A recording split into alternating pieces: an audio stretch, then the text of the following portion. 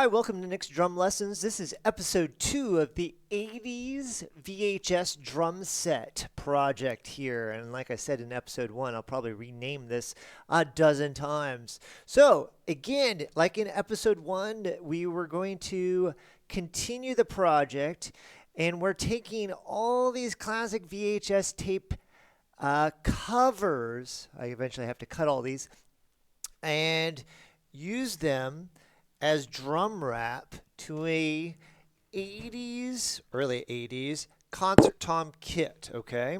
So we're going to be taking everything from E.T. to Flash Gordon to Empire Strikes Back and dozens more, and we're going to make that drum wrap out of it, okay? So in this episode, we'll be discussing a few more movies that I'm going to be using, as well as the big project this week is I've got to take all this drum wrap off these concert toms and just remove them, okay? So I have the 8-inch, the 10-inch, the 12-inch, the 14, which is this, the 15, the 16, and then the 24-inch bass drum to take all the wrap off.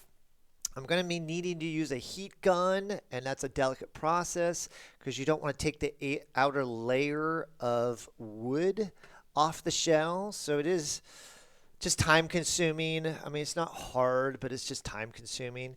I've got to take what existing lugs are on the kit off, as well as, and I apologize to the vintage people like myself as far as vintage drums go, and I'm going to be sadly having to ruin the badge a little bit. I'm going to try to preserve them, but with concert tom kits, it's kind of pointless to have the air vent.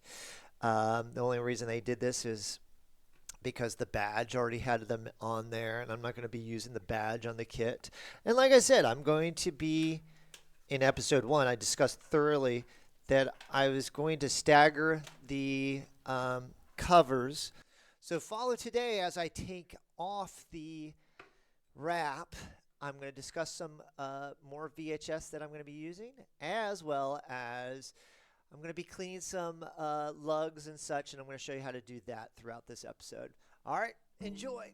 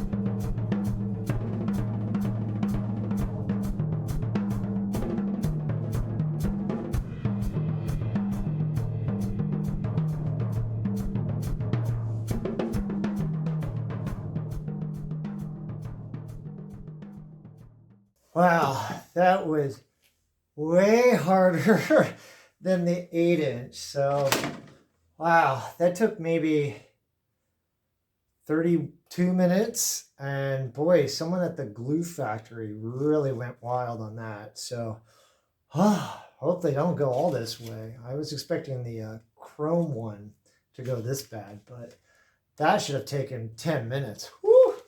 And again, heat gun, spatula, or putty knife. That should have went way easier.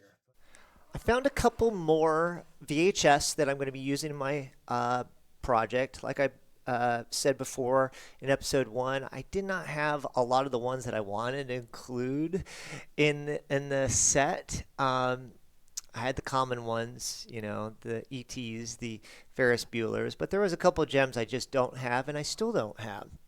But I did find these, okay? So let's discuss. I got War Games. Now, this is not the original cover. I believe this is the reissue from '88, which is fine. It's just got the MGM logo. Unfortunately, there is going to be some VHS that I have to crop because of the way I'm staggering them. So I wasn't too worried about finding this version, okay? So, War Games, Matthew Broderick, Alice Sheeny, Pre-Breakfast Club, and yeah, I wanted to include that one. This is an obscure one. I always thought this was funny. I remember watching it as a kid. Blind Date with Kim Basinger and Bruce Willis. Bruce Willis, I believe, just before Die Hard, and I think he was just coming off the show Moonlighting, okay, with Sybil Shepherd. Okay, check me on that name. Can't remember her name. Anyway, Bruce Willis and Kim Basinger, pre-Batman. And yeah, it's very funny. It's the blind date that goes terribly wrong. Adventures in Babysitting. What an iconic cover, funny film there. Elizabeth Shue in there. I forget who else is in there. There's more than a couple people in there. But yes, Adventures in Babysitting. Very funny, iconic cover, okay? Now here's the gem. Ever since the sequel hit, and the sequel is very funny and worthy of the first one. Good job, Tim Burton. Beetlejuice. This was so hard to find. And if I did find one, it was incredibly expensive, okay? Thankfully, there was a local guy who's been helping me source a couple of these. He had a copy of it. So we did a lot deal where he had more than a couple ones that were on my list. And so I'm very thankful for him. But he included the Beetlejuice in that lot. And it's in really good condition, okay? But yeah, super, super good, okay? Michael Keaton, there's going to be a couple of his VHS movies included in the kit. Mr. Mom, there's more, but Mr. Mom's totally in there. But Beetlejuice. Batman, obviously. Okay, couldn't forget that. But this was the gem. This will be centered. This will be very prominent on one of the shelves. There's going to be like certain prime spots on the drum set where I really want to make sure there's certain ones, you know, shown really well. This being one of them. Another one that I really want prominently well is Coming to America with Eddie Murphy, Ferris Bueller, Goonies, Back to the Future 1, probably Raiders of the Lost Ark. Those are going to be very prominent on the shelves, and making sure that those are not covered up by any of the lugs or any of the hardware. So yeah, just a few new movies that I'm going to be including on the kit. And like I said, each episode I'll discuss some of the ones that I'm bringing in, as well as some of the ones that I had, and where I'm going to be featuring them on the drum set, okay? So with that being said, let's continue with the project.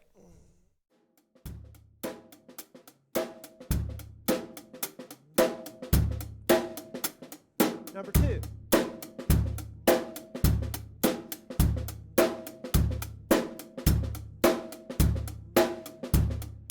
Number 3.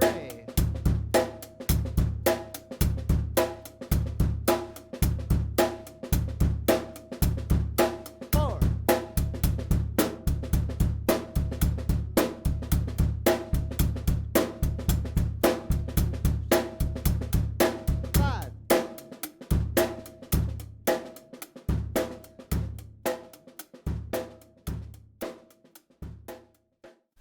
All right, it has just arrived. I have the replacement tension rods. First for the bass drum, I'm not going to use Ludwig T rods on those. I'm just going to use standard claws and just regular tension rods on those, as well as new tension rods for all the concert toms. I have some already, and I do a very good job at cleaning some of those gunkier tension rods. But if I'm going to do the project, there's certain things that just it's worth it to spend for the new shiny versions of them, the rims as well as the tension rods, because they're just not that expensive. These are 2.3 hoops by World Max. They're brand shiny new. Um, it's just worth it to do it. I mean, an 8-inch hoop is almost the same cost as an 8-inch drum head. And yeah, you use the World Max ones. I know Gibraltar, Pearl, all those makers do sell their individual rims, but they're a little pricey. World Max, they're just as good as anybody else, and they're not that expensive. So both of these are World Max, and now I know that the flange and the design of them are cohesive. They all look shiny and new, and it was just worth it. You know, it wasn't that much more to go that route than take the time and clean up the old. So we've got the 10, the 8, the 10, the 12, the 14, the 15, and the 16. I didn't need the ones for the snare drum because the snare drum is only a few years old. So that hardware is good to go. So I got these in. Thank goodness. It's one more item off the checklist for the project. All right. Okay, I have a little bit of an assembly line going on. These are the small classic lugs that are off the 15 and the 16 concert toms, and these are all the large classic lugs for the 8, the 10, the 12, the 14, as well as the bass drum. Again, only a slight little bit of pitting and like fogginess to it all. So I'm going to be removing the spring, just like so. Let me separate those. And I'm going to give it a little bit of a chemical bath with tin foil and basically soda products that have a lot of citric acid in it. I'm going to be scrubbing this. Wearing gloves. And you'd be shocked at what this does to the chrome. If you watch classic car show restoration, they show all the time how well this works. It works really well for rusty items as well. I've had a lot of Rogers rims over the years rust up.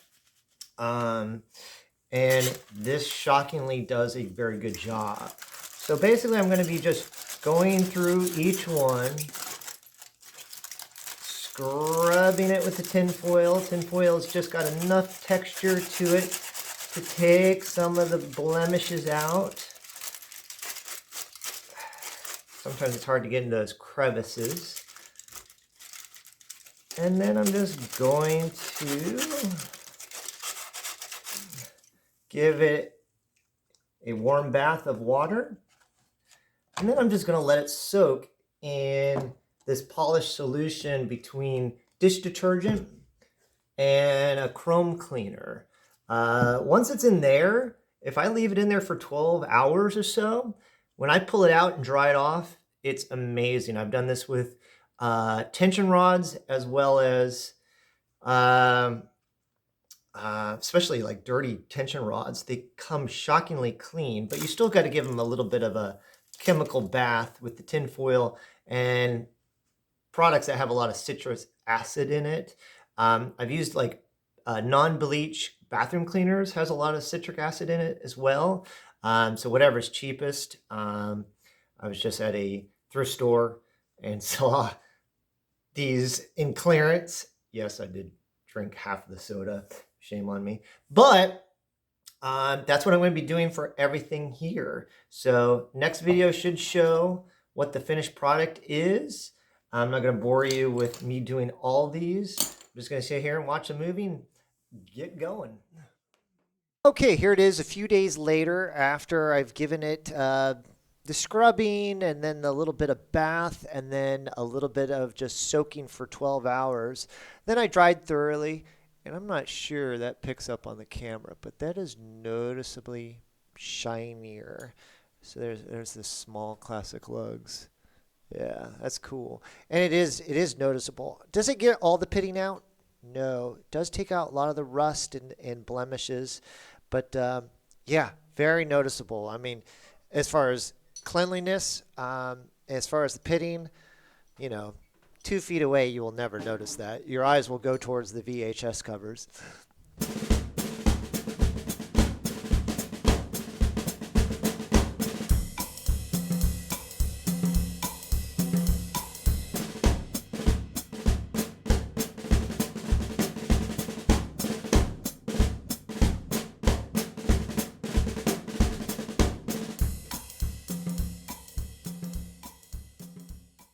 This is the end of episode 2 of the VHS 80s kit, where I'm taking all these cool VHS covers, putting on the kit. As you saw, stripping the wrap off these drums was not easy.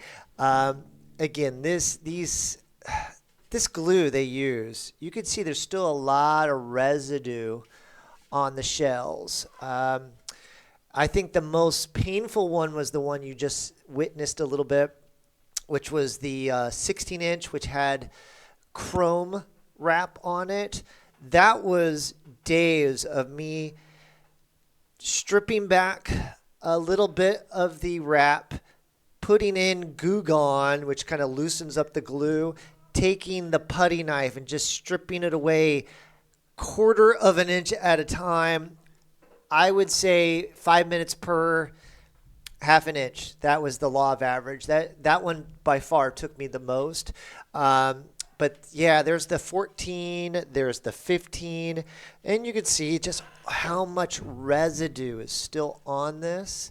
There's even a little bit of the wrap still left there. But next episode will be my second least favorite part of the project, which we'll be taking some stripper to all the glue that's remaining on the shells.